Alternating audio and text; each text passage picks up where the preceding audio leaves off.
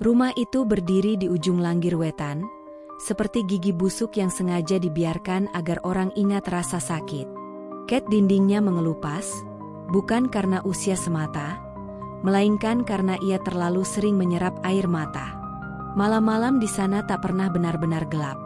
Selalu ada cahaya sisa, entah dari lampu jalan yang sekarat atau dari kenangan yang tak mau padam. Di rumah itulah Raka Dirsana tumbuh, bocah dengan kebiasaan sederhana yang menjelma ritual. Bersembunyi, menahan napas, lalu muncul sambil berteriak, "Cilukba!" Ia menyukai jeda sesaat sebelum teriakan itu, detik hening ketika dunia seperti menunggu. Ibunya, Ratmi Laras, selalu berpura-pura kaget. Jerit kecilnya bukan takut, melainkan kasih yang dilatih agar terdengar nyata. Raka tahu itu. Namun ia tetap tertawa, karena baginya, dunia perlu diyakinkan bahwa ia ada. Suatu sore yang lembab, dunia berhenti meyakinkan apapun. Kipas angin di kamar Raka berputar tanpa tujuan, mengaduk udara yang berat.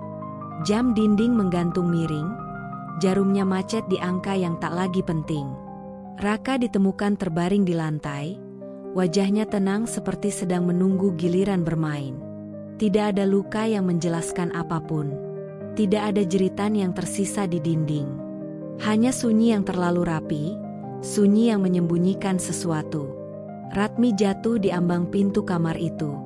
Ia memanggil nama anaknya berkali-kali, seolah pengulangan bisa mengembalikan napas. Tetangga datang dan pergi, doa dibacakan, kain putih direntangkan. Rumah menyaksikan semuanya dengan diam yang patuh. Ia menyimpan suara terakhir Raka di sudut-sudutnya, seperti menyimpan kunci yang suatu hari akan dipakai lagi. Malam-malam setelah pemakaman, Ratmi memilih kembali ke rumah itu. Orang-orang menyarankan pindah. Rumah lama, kata mereka, sering menyimpan sial. Ratmi hanya mengangguk. Ia tahu sial bukan perkara tempat, melainkan apa yang tertinggal di hati. Kamar Raka dibiarkan apa adanya.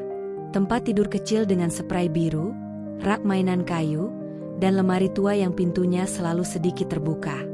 Biar ada udara, kata Ratmi, meski tak ada yang bertanya.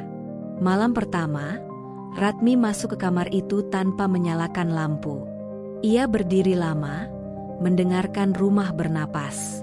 Ada bunyi halus, seperti kain bergesek, atau kuku kecil yang menyentuh kayu. Ia menoleh. Tidak ada siapa-siapa. Ia melangkah ke dalam, meraba dinding untuk mencari saklar. Saat itulah udara di belakangnya mengerut, seolah ruang mengecil. Cilukba. Suara itu datang dari belakang, ringan dan akrab, dengan jeda yang sempurna. Ratmi menjerit.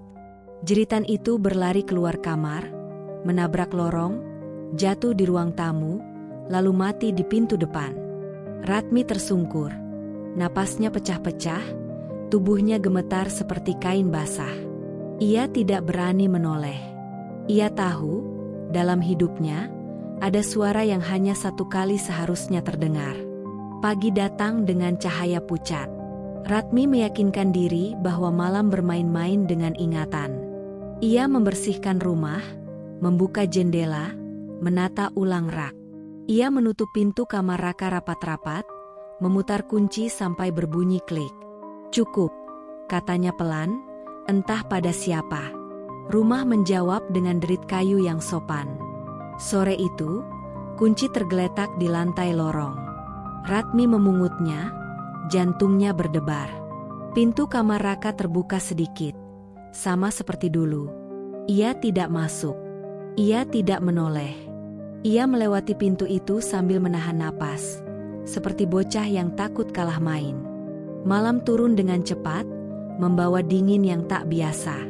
Di balik pintu tertutup kamar Ratmi, ia mendengar langkah kecil, 2, 3, lalu berhenti tepat di depan pintu. Tidak ada suara. Justru itulah yang paling keras. Hari-hari berikutnya, kejadian kecil menumpuk seperti debu yang tak sempat disapu. Mainan kayu berpindah tempat. Gorden bergerak padahal jendela tertutup. Jam dinding kembali berdetak, namun selalu terlambat 1 menit. Ratmi mulai tidur dengan lampu menyala. Ia menghindari lorong. Ia berbicara sendiri agar rumah tahu ia masih hidup.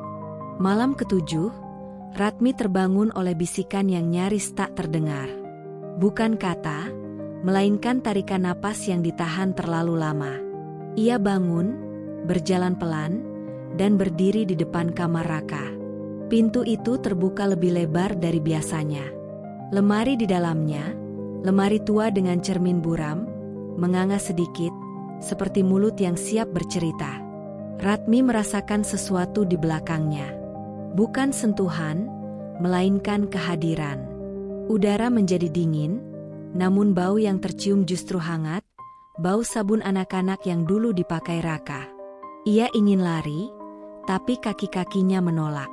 Dalam jeda yang teramat sempurna, suara itu kembali.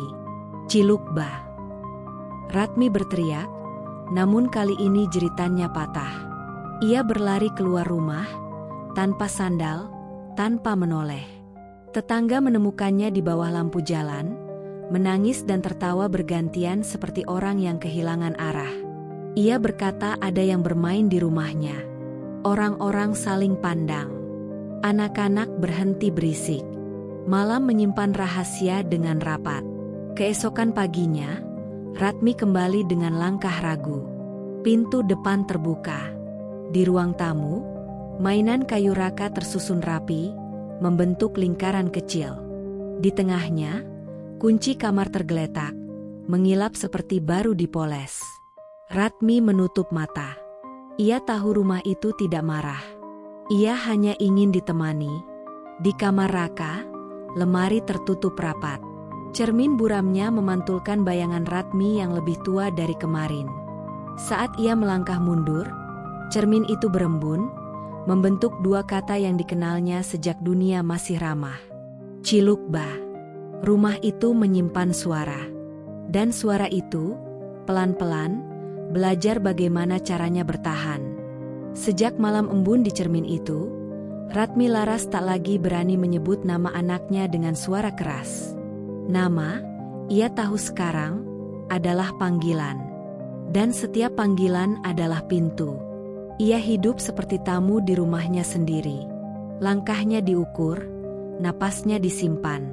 Ia belajar mendengar, bukan dengan telinga, melainkan dengan kulit. Rumah itu selalu memberi tanda sebelum sesuatu terjadi. Suhu turun tiba-tiba, bau sabun anak mengambang tanpa sumber, atau derit kayu yang terdengar seperti tawa yang ditahan. Ratmi mencatat semuanya dalam kepalanya, seperti orang tua mencatat jam makan bayi. Ia takut lupa. Ia takut salah. Tetangga mulai berbisik. Ada yang melihat Ratmi berdiri lama di lorong, menatap kamar Raka dengan senyum kecil. Ada yang mendengar Ratmi berbicara seorang diri, suaranya lembut seperti menenangkan anak yang rewel. "Sudah malam," katanya suatu kali. "Besok saja mainnya." Rumah menjawab dengan senyap yang patuh. Pada hari ketiga setelah embun cermin, Ratmi memutuskan memanggil Ki Sampar Wungu. Nama itu bukan sembarang nama. Ia disebut pelan, seperti menyebut obat pahit. Ki Sampar datang sore hari, membawa tas kain lusuh dan mata yang tampak selalu setengah terjaga. Ia berdiri di depan pintu rumah, mengendus udara, lalu menepuk kusen 3 kali. "Masih hangat," katanya. "Masih ada yang menunggu." Ritual dimulai saat senja merapat. Kemenyan dibakar, doa dibaca perlahan agar rumah sempat mendengar. Ki Sampar berjalan menyusuri lorong, berhenti di depan kamar Raka. Ia tidak membuka pintu. Ia menempelkan telapak tangan ke kayu, lalu menggeleng. "Anak ini tidak pergi," katanya. Ia bersembunyi. Seperti kebiasaannya. Ratmi menggigit bibir. Ia teringat tawa kecil Raka di balik gorden, detik hening sebelum teriakan. "Cilukba," kata Ki Sampar, meniru nada itu tanpa sengaja. Udara langsung menegang. Lampu berkedip. Lemari di dalam kamar bergetar, perlahan, seolah ada yang mengetuk dari dalam. "Raka," panggil Ratmi, lupa pada aturannya sendiri. Kesalahan kecil selalu dibayar mahal. Pintu lemari terbuka setengah, lalu berhenti. Dari celahnya, bayangan kecil bergerak. Tidak jelas bentuknya, hanya perubahan gelap pada gelap. Ki Sampar melangkah mundur, menaburkan garam. "Jangan panggil," katanya cepat. "Biarkan ia dipanggil pulang, bukan dipanggil bermain." Namun rumah telah memilih nadanya sendiri. Suara itu muncul, lebih dekat dari sebelumnya, lebih bulat, lebih hidup. "Cilukba," katanya, lalu tertawa kecil, tawa yang terlalu ceria untuk tempat sedingin itu. Ratmi menutup telinga. Air mata mengalir tanpa suara. Ia ingin percaya itu kenangan, tapi kenangan tidak menggerakkan udara. Bayangan itu maju satu langkah. Ki Sampar mengangkat tangan, membaca doa penutup dengan suara bergetar. Bayangan mundur, terseret kembali ke lemari. Pintu menutup dengan bunyi halus, seperti anak yang menutup mata. "Ia senang," gumam Ki Sampar. Ia mengira ini permainan baru. Ritual berakhir tanpa kepastian. Ki Sampar pergi dengan wajah pucat. "Jangan balas jika ia mengajak," pesannya di ambang pintu.